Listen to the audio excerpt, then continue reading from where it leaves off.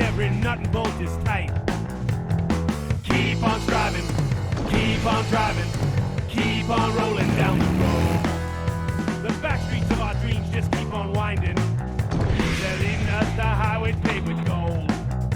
Oh, we know that as long as we keep driving, oh, we ain't never ever growing old. Keep on striving, keep on driving, keep on rolling down the road. What's up with this little thing you got here? It is quite tiny, isn't it? Yeah. That's a 3.8 liter Buick V6, came out of Rick Sider's 1930 Model A. How about the motors you guys work on, like in the big rigs? What kind of some of engine? those things are just huge. Yeah. Big Caterpillars and stuff. Like 3 times the size of this, easy, right? easy. But I've never driven anything with air brakes or anything really huge, substantial, you know, Like tow any big trucks, whatever. big But diesels or anything like that? yeah, no, not really. How about you? Not too much, you know, like, you know what, how about if we lined up you driving something really huge, like a bunch of huge things? Yeah, like no, that. I would like Maybe we'll that. get some big diesels going. The goal here, guys, the bigger, the better. All right? Of course, man. All right, let's get it done. 10, how does it go? 10-4? Yep, breaker one now. All right, good 20. buddy.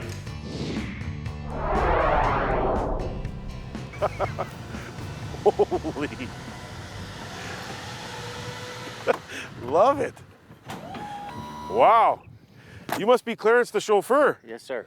What a machine, my God, what is it? A 1938 Plymouth. Wow, obviously it didn't come off the showroom floor like this. No, it didn't. Did you build this yourself, or? Most of it myself, with a lot of help from Mr. Dale Lone. Mr. Dale Lone, Yes. right on, from Sandale, eh? From Sandale, Yeah, right yes, on, yeah, sir. for He's sure. the one who helped me with it. Fantastic. So how long is it? 31 feet. 31 feet long. Wow. Do you think I'm going to be able to turn it around on this runway I here? sure hope so. I guess we're going to find out. That's correct. I do actually have a Class 4, a chauffeur license. I used to drive the prisoner's bus when I was a corrections officer. Okay. I think the inmates would have preferred this ride over that rickety bus. What do you Probably think? right. I Right agree on. with you. So Yeah. what's it got under the hood? As an LT1. Get out, a Corvette motor? Yes. Wow, can we take a look at it? Yes, you may, Yeah, let's yes. have a look at it. Wow, you got that squeezed right in there, didn't you? It's all tight, yes. Wow, it runs nice and cool too. Nice and cool, yeah. Wow, you even got air conditioning in there? Air conditioned, front, Wow. front and back. So how did it start life? As like a Plymouth sedan, or? Just a regular Plymouth, yes. Yeah, and then, And then we cut it in a half of the center. so basically then the sedan went to here? Right from here, sir. This is where Okay. we cut it, and we put it there, and we built all this. It's all homemade. So. Unreal, wow. Holy, would you look at that? Boy, this is pretty sweet. This is a street rod caliper, but a limo. Yes. Is that ever something else? Wow, this thing's amazing. I don't think I want to drive this. I think I want you to drive me around in it. No, I think you will drive it. So Look we at this. So how many people can you fit in here? We can fit 12. Yeah. Does it ever smell good in there too with the wood and the leather? Wow, is that nice. And you're going to let me try it out, eh? Yes, I will. Wow, I No can't problem. thank you enough. I'm just excited to take Yep. it for a ride. Are Thank you going you. to sit in the back and let me chauffeur you around for a I change, can or? do that if you want to, yes. Very cool. This is like a totally decked out mint street rod that just happens to be 30 feet long. You know, I got to tell you, Dale Owen from Sandale builds some amazing stuff, but I think he's really outdone himself with Clarence's limousine here. I think this runway is about 70 feet wide. Let's see if we can do it in one turn. Clarence had little faith that I could do it in one. It's almost turning sideways now. No, not gonna do it. This is something else. I've never driven anything, I don't think, this long before, certainly not in a car. We're in like a mile-long hot rod. With that long wheelbase, it really smooths this bumpy runway out like you wouldn't believe. How's the ride back there, Clarence? Yeah, wait till you get my bill. Clarence, do you mind if I open it up a little bit? You go right ahead. Holy crap! We could go drag racing in a limousine. You know, the nice thing about this LT1, it's a fuel-injected motor. It's probably pushing out about 350 horsepower. It's got a 4-speed overdrive transmission, so you know we're putting along in overdrive here. Nice low RPMs, air conditioning blowing cold. I mean, this thing's a modern marvel. Sure, on the outside it looks like an old car, but from where I'm sitting right here, this is a top-notch street rod for sure.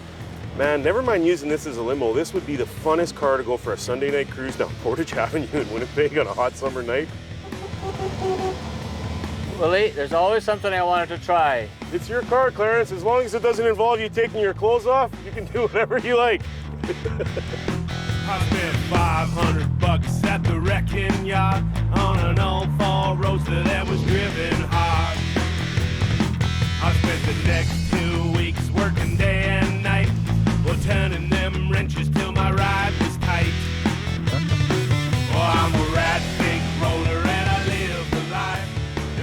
guys have really put together a beautiful machine. What a neat ride. You know, Claire's recently had this car appraised $180,000. Well, I just love it. I can't thank you enough for letting me take it for a ride. Appreciate Just it. No excited problem. about it, for sure. Anytime. Nothing good is new. Yeah, nothing good is new. How are you doing? I'm Evil Dave from Willy's Garage. Dave, Bruce Lund from Lost and Sales here. Good, we talked on the phone. I'm here to look at this awesome tractor, Kubota. You betcha. It's 125 engine horsepower, generally right size to do a lot of the heavier work. It's four-wheel drive. Cool. Actually has an exclusive feature that Kubota has a two-speed front axle. Yeah.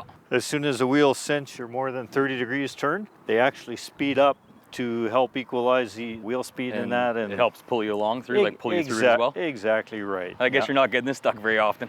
What would this front end loader, how much weight would it be able to lift? 2,000, 2,500 pound range in that safely. Be able to lift a small car with ease. Yeah, you should be able to. We can have a look inside the cab.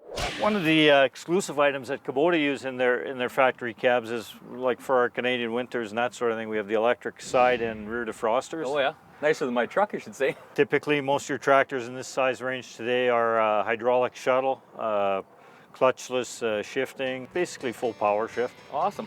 I was wondering if Willy could take this tractor for a test drive. Oh, absolutely. What the heck? Is that what I'm driving? Kubota M960. Look at the size of this thing. Cool. Back tires as tall as I am. Four-wheel drive. Ah, how hard could this thing be to drive? Whoa! Air ride. Sweet. We've got a clutch, a couple of gears here, high and low. It's been my experience that when there's a rabbit, the rabbit goes fast. When there's a turtle, the turtle goes slow. So let's get it back to turtle mode. We've got an F and an R for forward and reverse. You know what? How difficult could this thing really be? Oh, we got a puff of black smoke. She's a diesel. And away we go. How tough could it be? All right, let's get to work. It's got air conditioning. You know, it's cool as a cucumber in here right now. We got a stereo. It's got this nice cushy air ride seat. You know, you're moving earth, but you're also in a nice comfortable office, so it's pretty neat. And it's really not that difficult to operate. I mean, I could easily see myself at home spreading some gravel on my driveway, or you know what, digging a ditch somewhere if I had to.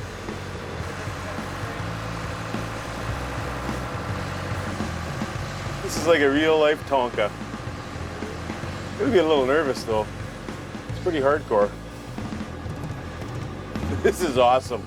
This is every little kid's dream right here. Ha ha ha!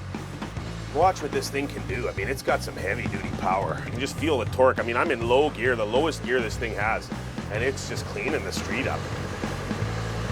I don't want to compare it to a video game because that's a little bit cliche, but you know what? The reality of it is that it's really not that much different. This Kubota loader was surprisingly easy to drive. First time I ever drove anything like this and figured it right out. You know what? It's worth $80,000. The funny thing is, though, if given to my own devices, I could probably do about 10 times that much damage in about 5 minutes.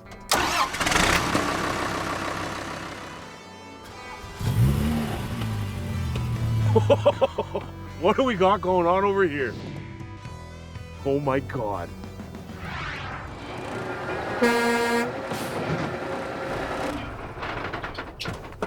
How you doing, Scott? Well, Oh man, this thing's awesome. I can't believe it.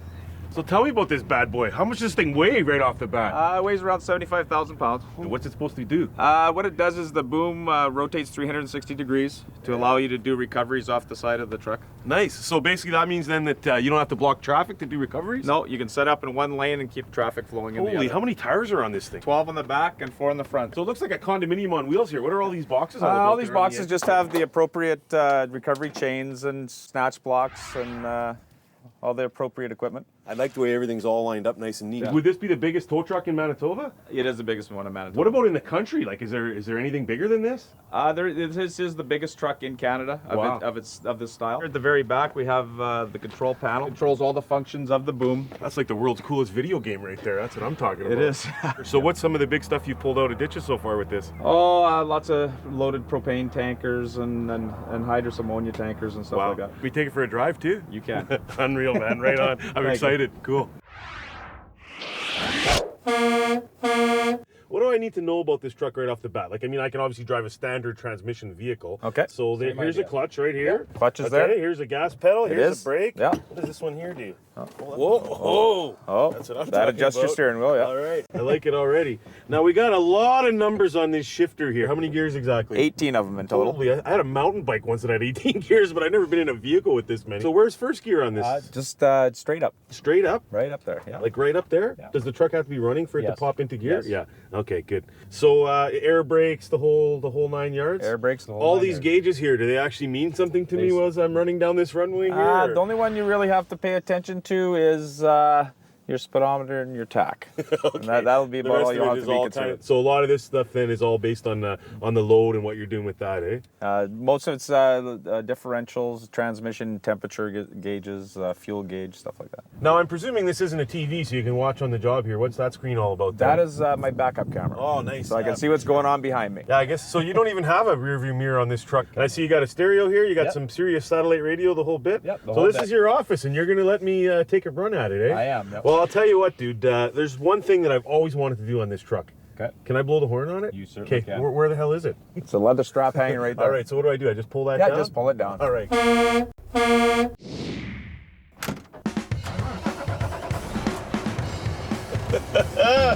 Let's see what happens here. See if I can remember what the teacher taught me. I think that might be reverse. Seemed pretty easy when do this here.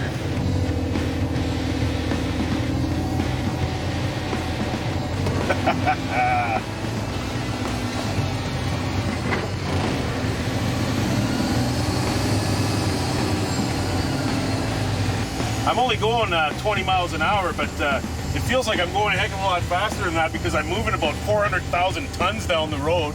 Just can't get over this thing. Oh man, I want to be a truck driver now for a living. I've pretty much decided that. No, I just can't. I just can't stop with the horn. This thing is amazing. Look at how huge it is. Unlike a car or a regular pickup truck with a 5-speed type transmission, you don't actually push the clutch in to shift the first few gears. You just kind of let her wind in there. Oh yeah, famous last words as I find a nice false neutral here. Let's see if we can slip her back in gear again here. It's hard to describe, but it just feels like it could really literally pull something, you know, of significant weight. No doubt about it. Oh, you can't find them, grind them. Now reverse is a whole nother story apparently. Let's see if we can find reverse here now. It's actually surprisingly easy to drive given the size of it. Absolutely no doubt in my mind that with a little bit of training I can drive one of these things. And I think that's the lesson learned really about a big rig like this for anybody who's ever dreamed about driving it, is that if a dummy like me can back this thing up on a runway, I'd say pretty well anybody could drive one. I have a whole new level of respect for the guys who drive machines like this. Canada's biggest tow truck right here, worth $650,000, $25,000 worth of accessories on top of it. By the time you throw the taxes into this bad boy, $750,000 right here, and I just drove it. Awesome.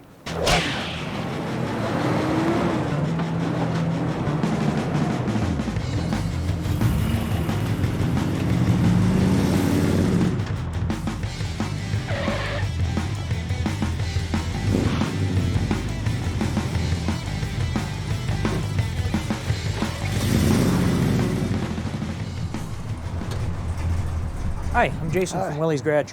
Ted Kurlick, pleased to meet you. This is the Firefighters Museum of Winnipeg. We actually preserve the history of the fire service in Winnipeg and surrounding area. Saw the fire truck out here. This thing's awesome. It's a 1958 Mack, an original purchased for Winnipeg Fire Department fire Okay. truck. And like I say, it was restored. It was a frame-up restoration. Everything was right down to the frame, engine, basically. All new side panels were put on, repair of the rust and sheet metal, and the re-chroming. As you Okay. can imagine, the chrome didn't quite look like that.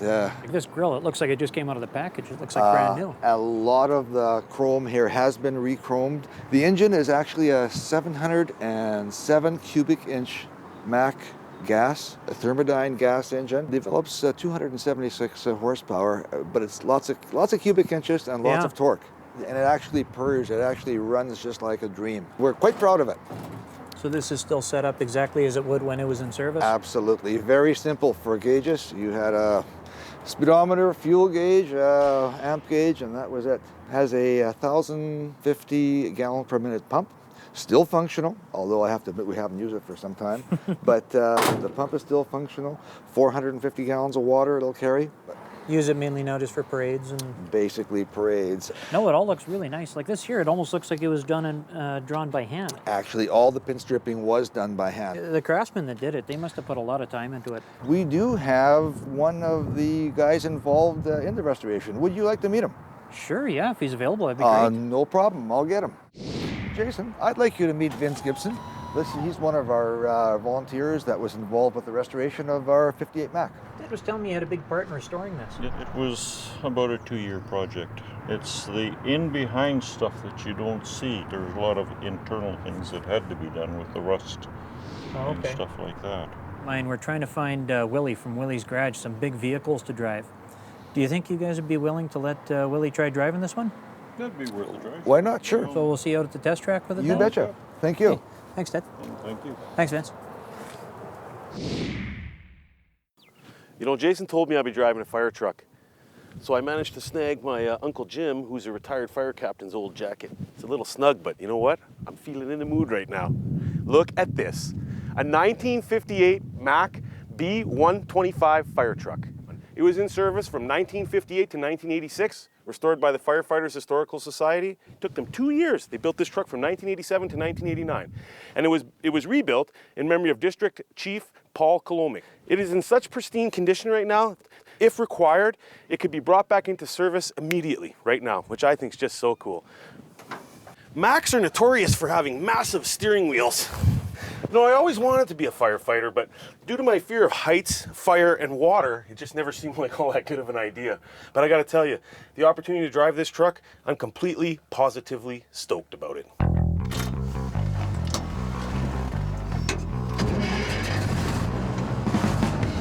You know what, it's a fire truck, and it wouldn't be right unless we got some light action here.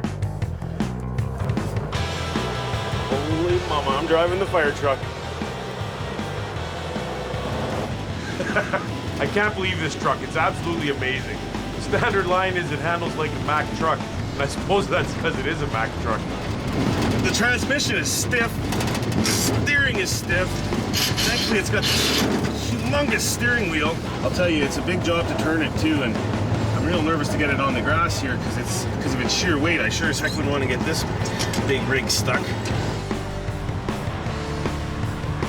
The responsibility of the passenger up front was very important. Not only was he the lookout, he was also the warning. So the siren is located on the floor. It looks like a high beam switch.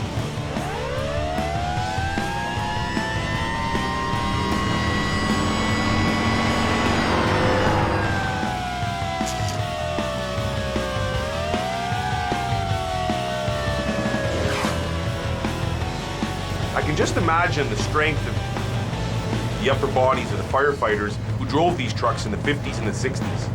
And if you let this wheel go and let it spin hard and it caught one of your fingers, man, it would break your finger like a toothpick.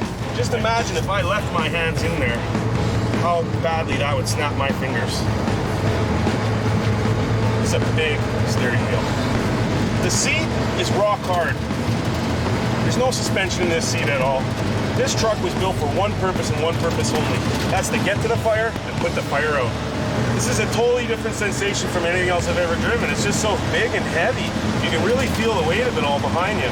I've driven some big trucks before, but the difference with a fire truck is all that equipment on the back of it really, really adds up to some serious weight. Wow, that was amazing. When it comes to the value of this truck, I have to ask myself, how can you put a price tag on history?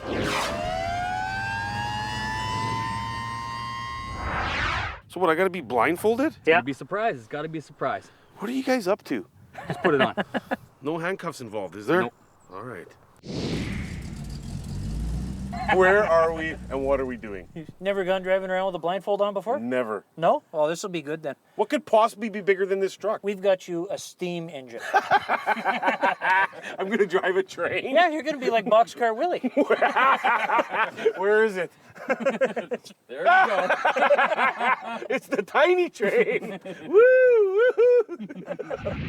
Is this an actual steam train? Yes, it is. Oh man, you must be Tim. Yes, you're Willie. Yeah, I am. Right on, man. Nice to meet you. Nice meeting you, Willie. Wow. So this is your little train here, Absolutely. and it's an actual steam train? Actual, real coal-burning steam train. Coal burning? Coal burning. Unreal. So tell me about this train. What is it? What's the make? What's the Well, model? it's built in Wino, Pennsylvania, and the make is an early American 440. This is the kind of train the American Indians called Iron Horse. This is basically a smaller scaled model of the actual train then? Correct. This is about, I would say, is about 2/3 the size. They're actually going to let me drive it? Absolutely, but you got to learn to shovel coal first.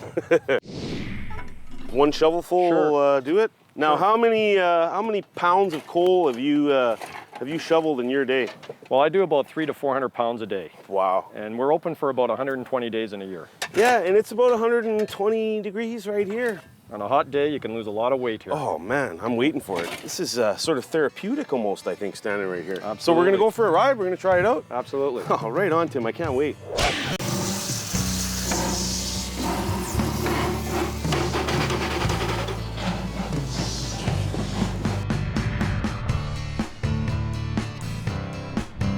You know, you're not just the engineer of it, you're also the owner of it, right? I am the owner, but my dad started in 1964. 64, well, how old were you in 1964? 4 years old. So you've been on this train all your life, then? Pretty well. What was your father's name? Peter Bazunas was. Peter Bazunas, and so how did he come about operating this train? How did this happen? Back in 1963-64, the city of Winnipeg was looking for someone to bring in a train, and my dad was the only one willing to bring in a coal-burning train. 4 other bids had other trains like diesels and gas and electric, but my dad was the only one that would do So obviously then it added to that whole historic element and the Assiniboine Park and an old park in the city. And It's kind of like, let's keep the history of a steam train, and I think that's why the city encouraged that. Neat, wow. So you're actually going to let me drive this train? Oh, absolutely. There you go.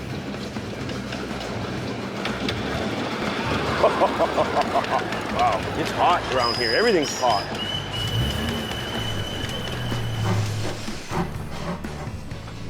Wow, Tim, we were really chugging along there. Yes, we were. I can't believe that water and fire can make speed like that. Absolutely.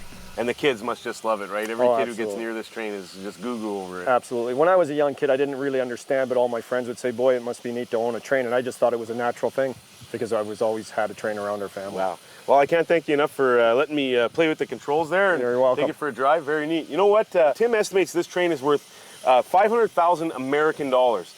But you know what? How do you put a value on the smiles of the millions of people that have driven in this train? Totally awesome.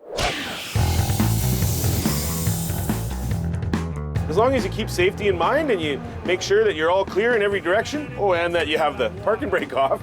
Oh man, I want to be a truck driver now for a living. I've pretty much decided that. You need to drive some bigger stuff. Yeah, absolutely, like some big semi trucks or Yeah, that was terrible the way you guys just sank into that. Like, what the f with you guys? Can you not talk? I swear to God. Woo! It's like a roller coaster. Oh, you can't find them, grind them.